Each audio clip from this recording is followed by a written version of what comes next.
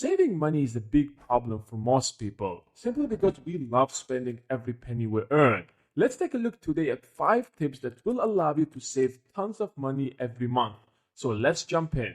Let me introduce to you 3 of my friends, Bill, John, and Brandon. Bill is 25 and loves spending money. He's like most of us. He doesn't save his money because he has a stable job with a salary of $36,000 after taxes that covers all of his expenses, mortgage, car, and the new iPhone he recently bought. As time goes by, Bill gets married and he becomes a father.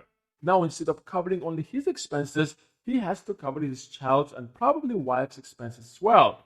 But his salary only has increased by 15% in the last 5 years. So now he has to cut down his spendings to be able to pay for all the necessary things. As life moves on, his salary keeps increasing, but not as much as his expenses. So after many years, Bill decides to retire, but he finds that he hasn't saved any money for that, so he's left with no other choice but to keep working.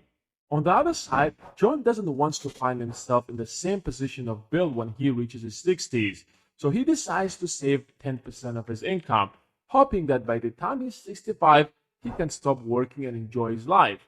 After 40 years, assuming that his income increased by an average of 3% a year, he manages to save $264,385. Obviously, that's not enough money to travel the world and cover your expenses for the next 20 years or so, but at least that's way much better than Bill.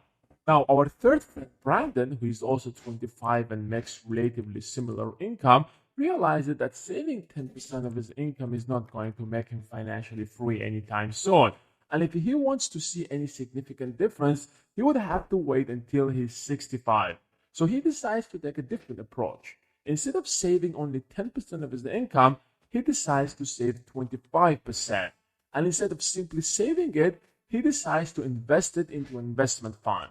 Like his 2 other friends, his income increased by an average of 3%. Assuming that he keeps only investing $9,000 out of his salary, although that his income is increasing every year, in under just 10 years, his savings grows up to more than $150,000.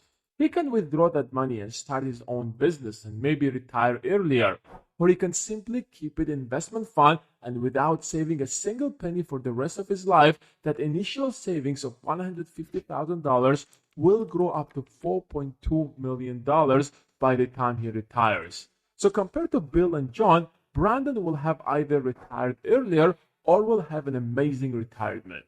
What sets Brandon aside from the other 2 is that he knew if he would sacrifice 10 years of his life now, he will be able to live the rest of his life as he wants.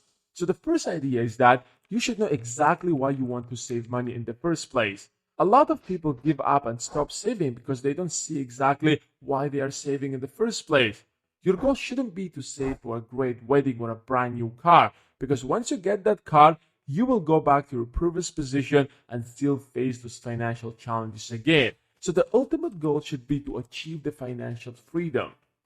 Tip number 2, pay yourself first. Before even spending a single penny out of your income, put aside a percentage of it into your saving account. If you don't have one, then go and make one. You're not allowed to spend this money under any circumstances. No matter what you're going through, this money cannot be spent anywhere, but only can be invested. Consider it to be part of your taxes, something that you have to pay whether you like it or not. Next, know your expenses. If you're not a consistent saver, then it might be really difficult to start, especially in the first couple of months when you realize that your savings aren't growing as fast as you would want them to. So instead, know your expenses first. Spend the next 30 days writing down every transaction you make so that by the end of the month, you will have a detailed understanding of how exactly you spend your money, and you can deduct your expenses in those areas that don't have a big effect on your life. For instance, instead of buying a coffee every morning, you can make that yourself and save somewhere around $50 to $70 every month. Instead of driving, use public transport to get to your job if it's more affordable, and you might save another $50 to $60 there. In this way, you might save a couple of hundreds of dollars every single month.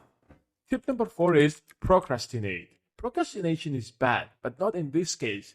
Usually, we get excited when we want to buy something new right away, even if it's something that we don't really need. But over time, that excitement goes away. It's like when you buy a new phone, in the first couple of days, you might still be excited about it. But then you know what happens? It just becomes normal. So why not get into the habit of waiting to buy things, especially expensive ones? You will still end up buying all the important things you need, but there will be plenty of times when you change your mind and hold into your cash.